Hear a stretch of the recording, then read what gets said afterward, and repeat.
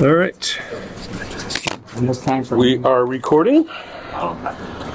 DPW Building Committee meeting, 5:01, August 12th. Whitney, Is there an agenda? you got an agenda?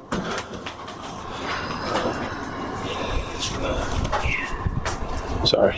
It's okay. No. I printed one thing. I forgot the other thing. No, I did. I printed it.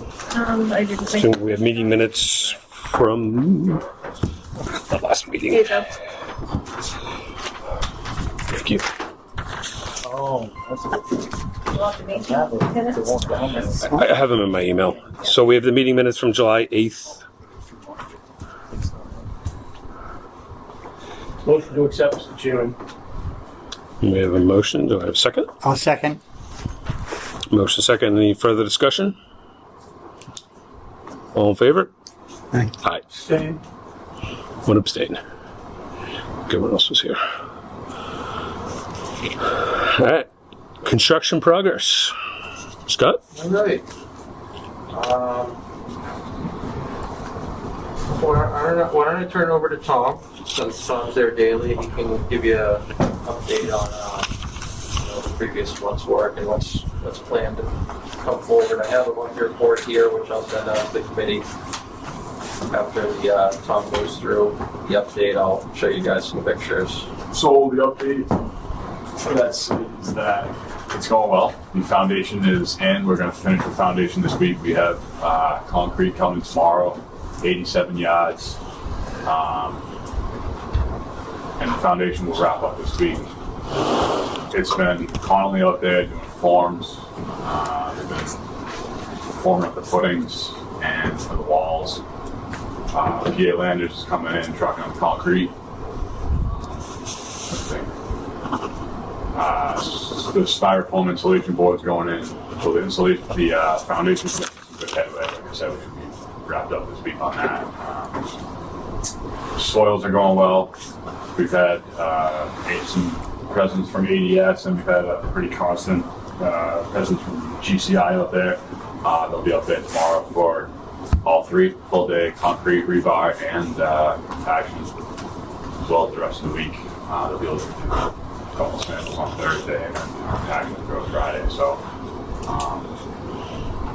for the next couple of weeks, it's going to be tying in rebar and backfill to compaction for the specs. Get the foundation all ready to go, and then ready to build off the base plates are in. All the grade beams have been configured properly for the specs for the drawings, and like I said, concrete's ready to finish out this week. Okay. Schedule overview, we're still tracking 4/21, the modified completion date with the 11-week delay that Paige has been, has been basically targeting. According to the schedule, they're 44% complete where they are to date. If you just look at the budget, they're only like 19, well, as a whole project, we're about 19% complete. This budget update includes the invoices for the previous month that we'll present in a minute. We had a change order number 2 for 10,000 and change, which brought the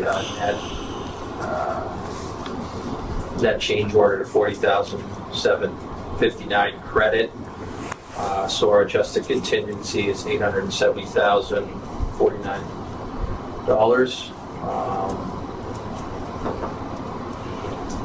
We have not got a bill from Greg in a little while, so the architectural cost to date is probably not perfectly accurate. But this update has the recent application for payment from Paige, our invoice, and the invoice from ADS. Just moving on to change orders. Change order 2. This includes PCO number 4, which is pre-treatment of soils that were contaminated with petroleum. that were found in the area of the unforeseen oil tank. Fortunately, the material was able to be handled on site. It just had to be pre-treated. This was all overseen by ADS and reviewed with DEP. So safety, we didn't have any major issues. We did bring up some concern with improper or not enough PPE, personal protective equipment. So we kind of brought this to Paige's attention. Mainly, it was just observing not having hard hats on and high vis. But that's been addressed. Tom's monitoring that daily. We talked a little bit about construction testing, the update. We've been having GCIs out there for the tail end of last month. Early this month, they had finished the ground improvements and oversaw the modulus testing, which passed. That's a loaded test on the grouted aggregate pier and the rammed aggregate pier, just to make sure it meets the criteria of the ground improvements. Like I said, that passed. That work was done by GCI and is being billed through HKA as part of their additional services, and then we're running GCI testing services through us. So offset on site. We've been coordinating with them for compaction, rebar inspections, concrete. Yep. They inspect all the materials. They take samples, core samples, do what they do in their compaction. They do a good job. Nothing major on just compliance observations. They've been adhering to the SWIP logs. Those are getting updated in bid docs. Community issues. We did have another Freedom of Information request that we've been processing. Nothing major on that. These are just potential liabilities. We have PCO number 5 was submitted last month for additional ground improvement work. The kind of the basis of their argument for this was that some information was buried in the addendum, but we responded accordingly and said, they've had the information, and we rejected this PCO for $21,206. So we haven't heard anything that would suggest that they're pushing back on this. So I think the liability is low for this. If they come back with something, we just have to review it as it comes in. We had the electric work order come in from National Grid. That was there was 2 invoices for this. It's a total for $54,890.92. Represented at PCO number 6. These are represented as a PCO because the utility back charges are paid for by the contractor and reimbursed by the owner. So we had carried $50,000 in the budget for this, so we're a little bit over budget on that, which we would pick up through owner's contingency.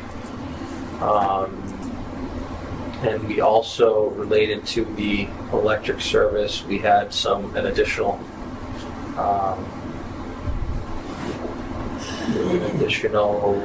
not a handhole, but a manhole. So there was some $14,000 in PCO number 7 for additional site work, and it was actually the cost of it was the manhole from Shea. So I don't even think there was a cost for labor from what I saw. What prompted the necessity of a second manhole or It a was manhole? just the design that Ngrid had come up with on the. Just length from point to point, or they? Yeah, I know they. I A think- lot of times they don't give a lot of reasons. Yeah, we didn't. Yeah, I think it was point to point, and they had the connections wouldn't have either aligned correctly, or they would have put some sort of culvert in. That so makes it was sense, yeah. just easier for them to just drop a hole in, which may be why you didn't see the charge for the run. And then we had PCO number 8, which was just submitted at the end of last week for the P1 piers and the anchor bolts that were an additional cost. So once we vet that out, we'll make a recommendation if we feel like it's appropriate cost or not. Just some photos, form work. Nothing fancy to look at here, but it's exciting. Getting the foundations going in. Some electrical utility infrastructure here. That's the end grid box, right, for the transformer. Some in place foundations here with backfill. That's all been compacted and inspected by GCI. We got a base plate here, get ready for the steel. And then this is backed up a little bit, but this was just early progress of the footings with the crushed stone base and formwork taking shape here before rebar and everything. There's some pictures of these are the cylinders that are cast that have get destructive testing to confirm the PSI of the concrete's correct. And then this is GCI on site during placement. Be happy to try to find some other photos if you'd like. You guys want to see any other photos of anything? No. I'm good. Yeah. Been poking around in bid ducks. All right. And our payment recommendation letter for dated August 7th included 3 invoices. We had requisition number 5 from Page Building Construction for $951,131.07. ADS Environmental for invoice number 10464 for $9,117.56. And CMS invoice number 7, WDPW number 7 for $17,500 for a total for the previous month $977,748.63. Okay. Any questions? Rick? Well, I just want to bring up a little bit on the requisition number 5. So we get the pencil rec in advance of that. And there were expenses related to a file sub electrical contractor that was looking to be prepaid for materials that he had to pay for in advance. My concern is that the contractor, the general contractor, passed that on in the pencil rec. So I brought it up at the job meeting 2 weeks ago and said, is this material on site? And they said no. And so obviously we shouldn't be paying for materials that are not on site. I mean, it was another attempt to get a short-term loan from the town, in my mind, right? Mm-hmm. That concerns me because we shouldn't have to go page by page through the rec. We should be able to be confident that they're requesting payment for services that have been rendered or materials that are on site. So again, I think it's just something we got to keep an eye on, So, and also the fact that we have, change orders seem to be multiplying, exponentially, it seems. So, those are just little red flags for me. That's all I want to say about the requisition number 5. I'd like to add or throw in, if they were stored materials and legit, like maybe steel, we're going to need to help secure it in advance, but there should be an insurance certificate, bill of materials, all that to go with it. And it should be clear, it should be in the stored column, so it's easy to spot. So I'm agreeing with you, it shouldn't be like kind of suck in. Yeah, it really seemed that way too. And then, during the discussion, Paige was just like, well, you picked the file sub bidder to, Yeah. I mean, that's not a good reaction. They should have said something like, oh yeah, I don't know how that slipped through. Yeah. But I mean, it was actually a backup document that specifically said, we need to be paid in advance for this material. The subcontractor needs to pay in advance for this material. Yeah, So that shouldn't have been passed on to. That sounds like a subcontractor problem. Well, so Yeah, it's a file subcontractor, but But to me, the problem lies in the GC's it appeared willingness I- to pass it on. Move it forward, right. To that point, though, I try to keep a very diligent eye on what comes in and out of the site, like as far as it goes from deliveries. I mean, pretty much have a daily log of what's coming in, and if I don't see it come through the gate, I talk to Pete about it. Then there hasn't been any, other than some tools and some stuff, like that he wouldn't charge for them. Right. Okay. Yeah, no, you guys do a great job. Like I said, I just thought it was worth mentioning. Yeah. The rest of the committee. We're gonna don't catch see up on every pencil wreck probably going forward. It's just the way it goes, you know, because they're sending out they're sending out these to their subs, and then they submit the bills, and then they just pass them through. So for the pencil wreck, and then whatever gets marked up, they usually just push it back unless they get a lot of pushback from the sub. Then there may be a discussion, but.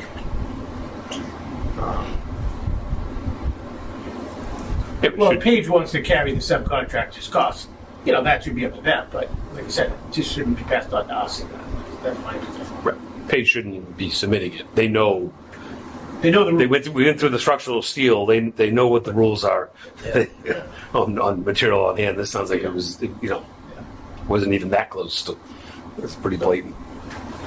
I agree. I have a couple. Anyone else have any questions on the pay rec or the progress report? Just, I see Pompeo is doing the SWIP. What happens when Pompeo leaves? I don't need an answer. I'm just saying something to think about. At some point, probably shortly, they'll be done. I just don't want that to fall through the cracks. There's still a responsibility on the SWIP to maintain that and the inspections, and it'll still be a dirt lot. Mm-hmm. So something maybe just to put.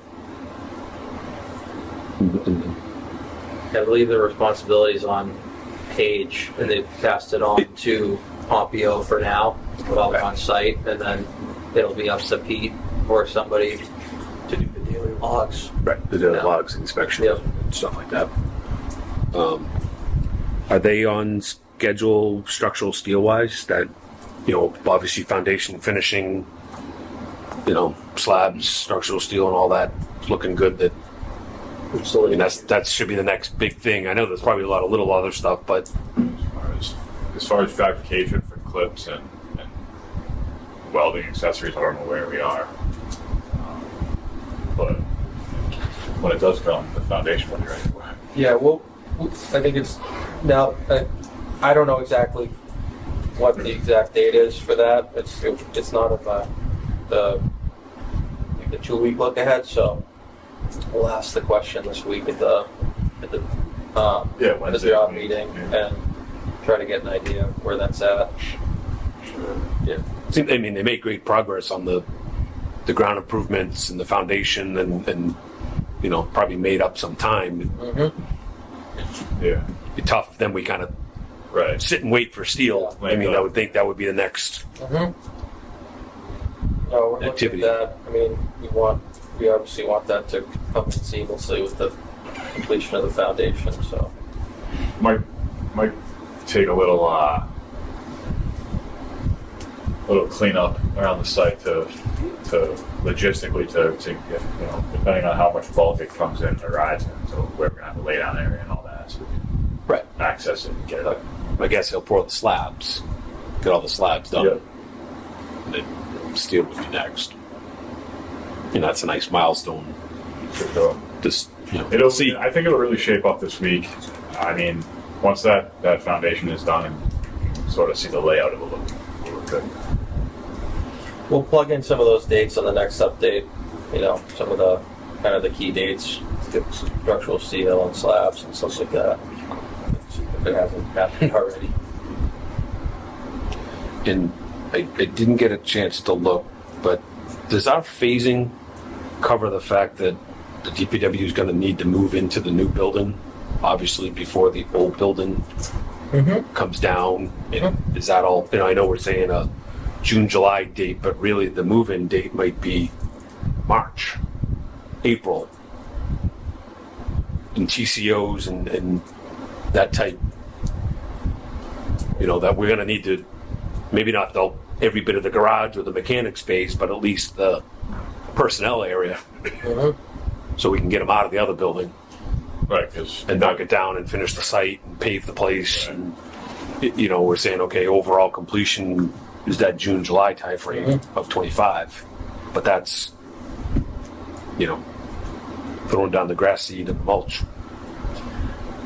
Yeah, I believe I saw that in the schedule highlighted, but let me take a look and get back to you on that just to make sure that it's clear, because we can add some additional information in there, target that date, and, you know, determine if we're going to need, what kind of assistance we're going to need. I mean, it's a ways out now, but, you know, we have money in the budget for, to help with moving expenses and stuff like that. So I don't know that we're going to. Yeah, I don't know if there would any be, But- I don't want to get a, you know, the 11th hour, all of a sudden we Yeah. need some temporary facilities or, the, you know, inspection wise, we can't get this or we can't turn this on because we haven't finished, you know. Yeah, just kind of the inner workings of that we're going to have to. Is there a date that you have to be out? Is there a date that you have to be out Out of the armory? the armor? Right. No. That's what I'm saying, like, The sooner the it doesn't have to be the mechanics bay, it doesn't even have to be the storage, but at a minimum, we need the personnel area to, and maybe that's it. You know what I mean? Maybe it's just the personnel area and, you know, but obviously to do that, we got to have our life safety systems and the building inspector has to give us a TCO. Yep. No, it's worth discussing now. I mean, it's a little bit out on the horizon, but I think it's worth just tracking those dates. And I mean, I think that overall we want to try to find where there's room for improvement on the schedule overall. And I mean, right now we're just following the critical path, the foundations and the steel. Once we get the kind of the shell up, then they can start moving. You know. Right. That's when we can really start playing with the schedule. And Yeah. overlapping. It's pretty linear right now. Yeah. Do you want a motion on the payments? Yes. I'll Yeah. make a motion These to line up pay with the- requisition number 5, $951,131.07. Yep. Second. I might as well put them all on one, right? Yeah, we can do them all in one motion. ADS Environmental for $9,117.56 and CMS for $17,500. Again, second. All right, we have a motion second. Any other discussion? All in favor? Aye.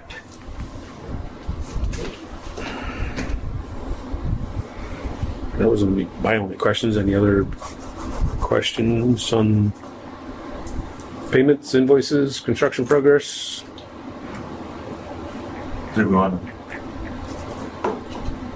Or is it later in the agenda? Yeah, sure. Okay. I mean, I guess that could be new business. Nothing else, right? New Everyone, business, that's everyone fine. good with the Yeah, report? We did invoices. So any new business, Bruce? So, Tom and I and, what was the gentleman's name again? I'm sorry. Peter Glick, he's the site engineer. So the site engineer, we were looking at the drainage that runs behind our salt shed. So it's an open brook that runs into a catch basin that turns 90 degrees and runs in through a 12-inch pipe that used to be connected to our drain system. About 8 feet away from our catch basin is a catch basin in our neighbor's yard, Saconis. So he has a catch basin with about an 8-foot pipe, approximately. It goes into our catch basin, and all that water would go into our yard. So that was cut and removed, the structures that used to go into. So now there's a 12-inch pipe underground that's surrounded with stone right now. So it does leach slowly underground there, and those catch basins do slowly drain. So we have to, and I imagine it's going to be some kind of change order. I'm not well versed in those things, but we're going to have to make accommodations for our catch basin in that brook to accommodate water. And the engineer suggested that we catch the end of that pipe that was broken off, install a structure, because there's a drainage pipe that goes right by near there and attaches into new drainage system on site that's been installed, and that water goes out to Essex Street and down.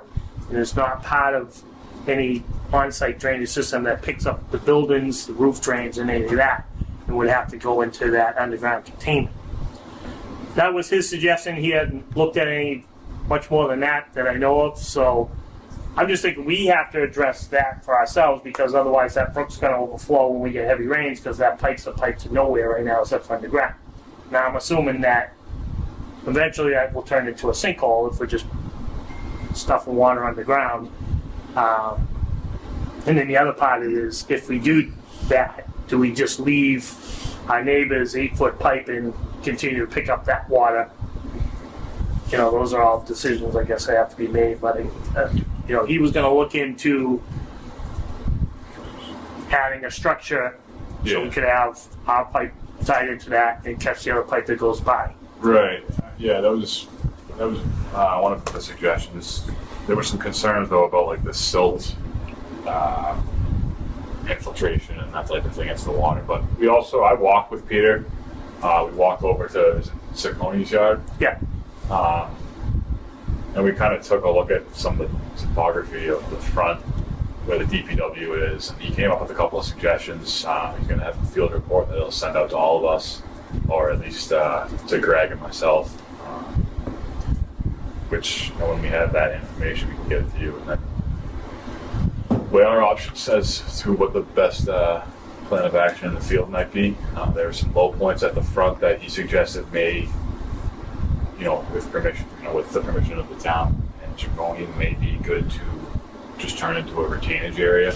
It's almost in between the 2 yards, out, you know, behind where the Right. So Scott parks his blue truck there.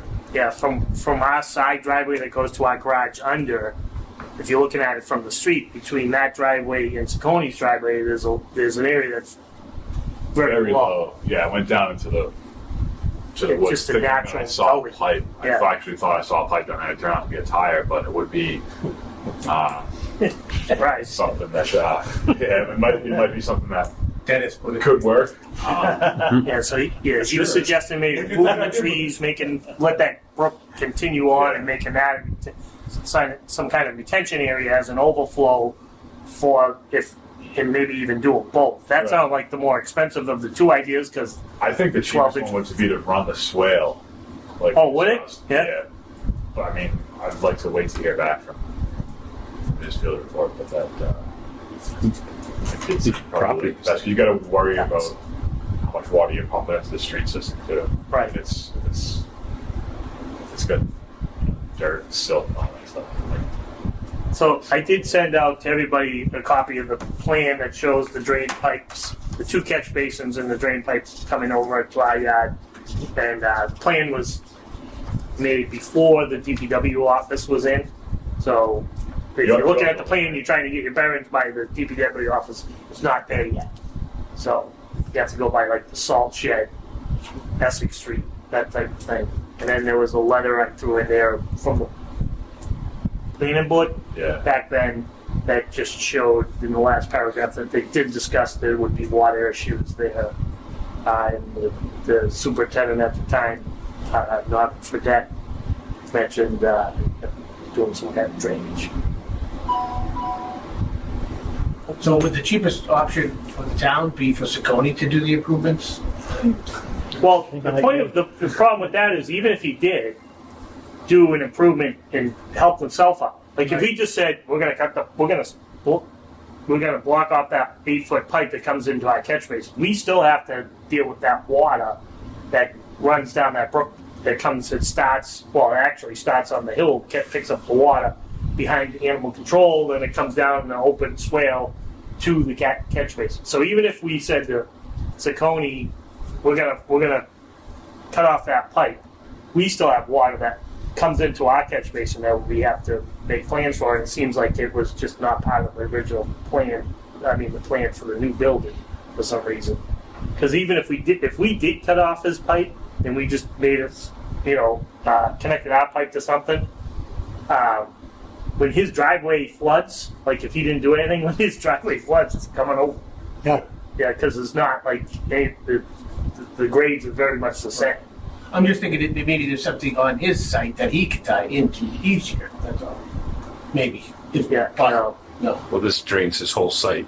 There's a couple things. There's one, whatever we have to do to make this swale work, which is part of the scope of the project, and we can talk of why it was missed or how it was missed, with Greg. The other side of my question, I don't know, we got to get legal involved. Do we have to reconnect? So you have a private site tied into A town site. a town site. Who knows how, when, or it, how it happens. But are we obligated to make that reconnection? One, there's a cost to do that, and also, what's coming off of that site into our site now, and ultimately going out. I think that's a concern. Can we talk to Saccone about it and see about what the cost is for him to connect to us and bill him for it? So he's already connected to us. So he's already connected to our drain system. We're not trying to drain surface water from his site that all of a sudden has appeared. He's only started getting this problem since we've been doing our site work, and we've moved drainage on our site, which used to drain his catch basin and ours. Yeah. Since that was removed and that pipe dead ends underground now, then he's been getting flooded. And we have too, which during heavy rains. So that catch basin, like Kevin said, that catch basin drains a pretty large area of asphalt around his office, and his driveway slopes down from Essex Street. So it's a very low point. It takes quite a bit of water during heavy rains. Okay, is there a pond there, or is it everything's underground? No, it's just a catch basin like you would see in the street. Great. Okay, right, great, Yeah. right. So if we run the pipe down the hill and out to the drainage outside, right? Is it something that we have to worry about as far as having contaminated water because of? Well, and that's Kevin's point, because the water is coming from Saccone's property, and he's running a transfer station there. Right. What's in that water? Potentially in that There's a water. potential. So theoretically, if we tell him, sorry, because you possibly have contaminated, or if we get proof of that, what does he do? Does he have to find a way of getting rid of his own water? Whether he pumps it somewhere?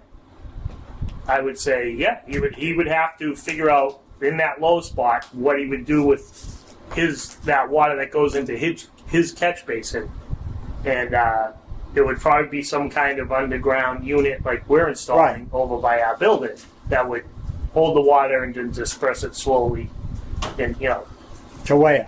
Or if it's underground into the ground after those things hold the water for a while and then they disperse them slowly. it doesn't go like, we'll say, the street storm drains when it rains. It slowly drains Yeah. into the Back ground. into the ground. Bruce, is this, does this involve the land that Saccone rents from us? I don't believe so. The land that Saccone rents from us is at the back of their property, and so it's way out. It runs parallel with the back of their land. So this is like if you pulled into their driveway from Essex Street, go down about maybe 100 feet, and where it slopes like this, the catch basin's right there. It's right behind The trailers, the temporary office trailers. which is where there used to be a burn of shrubs and woods and grass, right? Yeah. And there still is kind of a Close by a problem that would have helped soak up some of the Soak water. them right up. right. So, yeah. I just want to show this. I don't know. I mean, Did you see the plan today? it sounds like Yeah, I you'll think- cover it, but You did? we may have to have them, okay, this is how we address, I'll say, our needs, the DPW needs, the swale and the brook, to make sure we don't flood ourselves out or our neighbor. I don't know. So, like I said, a question for legal, do we need to tie him back in? Nobody knows how long he's been tied in. Yeah. No one even knew he was tied in. Can we charge him for that? So if it was, if it was since Yeah, 1986, it seemed like it was. seems like it was around 86 that probably Can we have. dig up Pettinelli and ask him why he did it? It wasn't Pettinelli, it was Norbert Fedette. Really? The Ooh. information is right in this tax area. What are you looking at? I would say there was something for town council to take a look at. Yeah. Here's Essex Street, here's where the office is now. Yeah. This is Saucony's catch basin. That's our catch basin. Yeah. And there's the pipe that runs out towards the yard. Work is caused. This is what. So driveway into Saucony's, our It looks office. as though. What, the pipe runs, does it run into the street? Right here. No, the street's way out here. So Or- what happens if you ran the water in the street? Can you do that? Well, yeah. Well, We'll figure it out. That's one of the options. Yeah. You, the town, let him tie in, even though you can't prove it. We'll work it out somehow. It's a lot of that. Oh, there it is. I mean, just looking at it on site, the amount of, if they had to add pipe, Those are the it'd be like catch basins. 30 feet, and then they would have to add Yeah. one structure. Well, like Kevin said, I think the first question is to our architect. Why didn't we plan for this and what can we do about it? Because those basins are on their plans. They just don't show any accommodations for what to do with the water. Is that existing 12-inch pipe? Yeah, yeah, and that still runs out to, when you saw the pictures earlier of the National Grid's new huge manholes, what do they call them, junction boxes? Vaults. The vaults that they put in. So right around that area is where that pipe ends now. So that's the pipe we cut. Yeah, Seeing that, I don't think we have a leg to stand on. There's a site plan from 1986 saying they're connecting into our existing pipe. Is that okay? Yeah. I don't know what this plan, who approved it, but but it certainly says town of Whitman, existing 12-inch pipe. Right, I mean, I don't know. would he be willing to foot some of the bill because of that and solve his water issue? I don't know. I'm more concerned with the potential versus what it's going to cost to make it all work. Make it all work probably isn't a ton of money. I don't think so. Yeah. 80,000. I don't think it's gonna. I think even way less than that. I think you're probably talking to $15,000-$20,000 Yeah, if they're adding- to build a swale, put some pipe, but So, tell that to Saucony if you You want know- to go to half of it. And the big concern is the silt that might enter. whatever. Well, transfer station, who knows what's running in that water? Right. Is it going to be something different than the last 20 years, 30 years? But we Yeah, didn't. right. But we didn't know the last 20 looked for years. it. We obviously gave We haven't permission to said put any it in then. DEP, let's take a look at this lab. Things are a lot different So I guess 40 years ago when it happened. I guess we have to. I would imagine we have to look at it as if we were going to run 30 feet of, reestablish that pipe for another 30 feet, say, into a manhole, pick up the new pipe that's running through the yard, and another catch basin that's near like where our generator is in the office. We're going to have to do that anyway, because we have to continue the brook and make a swale because we have to accommodate the water that runs behind into it now. It's whether we think we're obligated to just let him keep that pipe there that requires us to do nothing, or we eliminate his pipe that comes into our catch basin and basically say you're on your own with your water, Basically, which we'll end up getting because when it floods it's going to come into our yard anyway. so when we Into fix that our catch basin that's still active down the new pipe. when we fix our pipe, his will automatically be fixed. Correct. I think we should approach him and see if he can if he would contribute. When We got light work to do. Huh? Yeah, we got to figure out what we can do. Yeah. We don't know what we're gonna do. Right, but I'm saying when we finally get that, the best method that would save it, say, hey, look you've been getting this from, we've been taking care of this for you for years. Now things have changed. We have to do this. We're willing to contribute. Or we just cut, Sure, we'll have the appropriate conversation. Of course we will, yeah. I go back to this document with the last 6 words. The drainage pipe can be worked out. That's how it ended. I don't know how that's a solution, but Yeah. that's what was in it. document. Good old days when you said, Yeah, we'll work it out. Yeah, we'll figure it out later. when it happens, right? Well, it's later, right? Yeah. I think as a town, we're allowed to revisit anything with any property. Well, any As far as any drainage, issue that We raises rent this Connie's land. an impact on the environment. Let's go up on the rent. Right to address. How about And that? as far as flow What do you goes, think? he has We no rent right this to Connie? put any Let's go up on the pollutants rent. into that water. So it would be his responsibility if he is. Yeah, maybe that's a way to protect us. What if this water's good. nothing wrong with it, or No, no, it's good. We'll blame him anyway. But ours is wrong. I mean, we're not collecting the Oh my parking God, lot. my son. We're collecting the brook. No, Right. You know what I mean? The parking lot is all going into the filtration system, comes from Trash Mountain? Yeah. trash mountain. groundwater. Yeah, we don't talk about this. Okay. What's next? Sounds like yeah. We'll work it out. Any other new business? Questions, comments, concerns? Yeah, one thing, we put the foundation for the new building, right? And we got the inside, the flooring. You say that's been compacted so that when we put the cement floor, we don't have to worry about Yes, water going under it from this sinkhole? No, that's not, That's fine. the sinkhole is not even within the foundation. The foundation's been all compacted. Good. Because there'll be some heavy, Provide strong base. Correct. And yeah, well, there'll be some heavy equipment on it. Oh, yeah. Yeah, okay. Sure has reinforcing though too. We want or mesh, whatever. Oh, you should see the size of the grade beams. I'm looking at them. I'm like, what are we building? A skyscraper here? They're crazy. They're built for very heavy.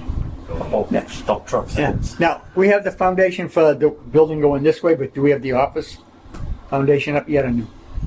Which, You're not talking about the front building, right? Because yeah. No, the back, the office where the office will be, the foundations. so both, The whole that corner's done. The whole thing will be done. okay, this week. okay. I'll try to get you guys all some pictures. I have. Because I drive by slow and I try and look through the gate and do it. Feel free to stop in anytime. I know it. I was sitting in my office the other day. Yeah. Right there. in your windows, I could see. Did you end up having windows? I forgot In your if window we gave you windows or not. You get a chainsaw. They don't open them, right? Is that what it was? We gave you windows, but you can't open them? That's going to be change order number 199 at this rate. Take the windows up. Is there anything else? Next meeting? Next meeting would be whatever the looks like the 9th. Yeah, the 9th. 9/9. 9/9? Yep. 9/9, okay.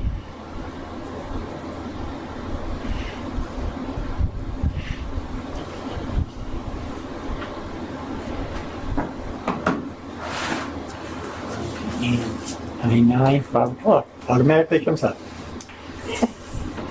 There's nothing else. I'll entertain a motion to adjourn. Motion? Second? All in favor? Joe. All right. you got it.